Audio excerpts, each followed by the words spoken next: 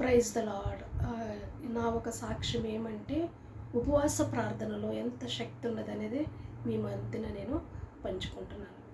నేను 7 వీక్స్ వచ్చేసి ఉపవాస ప్రార్థనలో ఉన్నా. ఎందుకనంటే అది వ్యక్తిగత జీవితంలో ఆత్మలో మనము దేవునిలో బలపడాలని. ఉపవాస ప్రార్థన చాలా శక్తి ఉన్నది. ఆ విధంగా నేను 7 వారాలు ఉన్నప్పుడు ఒక మొక్కుబడి, ఒక నిబంధన చేసుకున్న. ప్రభువా, 7 వారాలైన తర్వాత నేను వచ్చేసి లేని వాళ్ళకి సహాయము చేయాలనుకుంటున్నాను.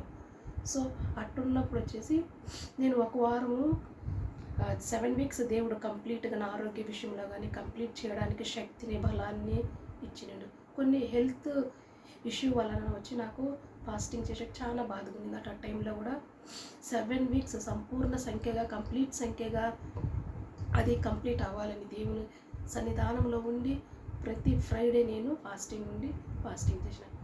తర్వాత దేవుడు వచ్చేసి వీడియోస్కి వచ్చేసి నేను ఏమైనా హెల్ప్ చేయాలా అనుకున్నప్పుడు నాకు అక్కడ 1 రూపీ కూడా లేదు. కానీ నా ఇంటి వారు కానీ, నాకు తెలిసిన ఒక బంధుమిత్రులు కానీ, అంటే ఉద్యోగం పోయిన వారిని మాత్రమే నేను కేవలము ప్రార్థన మాత్రమే చేసిన. ప్రభువా, నేను వాళ్ళకి ఫుడ్ పెట్టాలా ప్రభువా అన్నప్పుడు నేను ప్రార్థనలో పెట్టిన. అప్పుడు ఈ విధంగా ప్లాన్ అంతా రాసుకున్నా. ప్రభువా, నీవే నాకు సహాయం చేసేసినావు తండ్రి అని మొదటిగా దేవుడికి కృతజ్ఞత చెల్లించిన. అదేవిధంగా 52 ప్రేయర్ పాయింట్లు వచ్చి నేను నా పర్సనల్ లైఫ్లో వచ్చేసి ఫాస్టింగ్ 7 వీక్స్ ప్రేయర్లో నేను పెట్టిన. కానీ ఇంకా జరగల. కానీ జరిగినందుకు నేను ముందాడే దేవునికి కృతజ్ఞత స్తుతులు చెల్లిస్తున్నాను. లాస్ట్ 21st నేను వచ్చి ఈ విధంగా నేను ఫుడ్ పెట్టడానికి దేవుడు నాకు కృపనిచ్చిండు. డబ్బు ఎంత రీతిగా సహాయం చేసిండంటే దేవుడు నిజంగా అంత గొప్పదైన ఆయన కార్యాలు ఆయన గొప్పగా చేసేసిండు.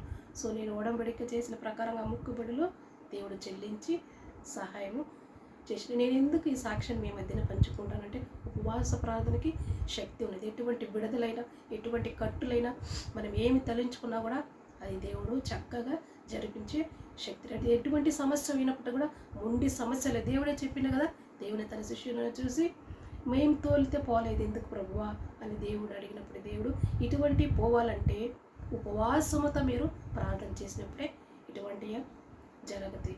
అప్పుడు మన జీవితంలో ఎటువంటి మొండి సమస్యలు అయినప్పుడు కూడా, మొండి ఒక జీవితాలు మారపడకున్నప్పుడు కూడా ఉపవాసముతో దేవుని ఉపవాసం ఉండి నీ స్వంత పనులు చేసుకోకూడదు.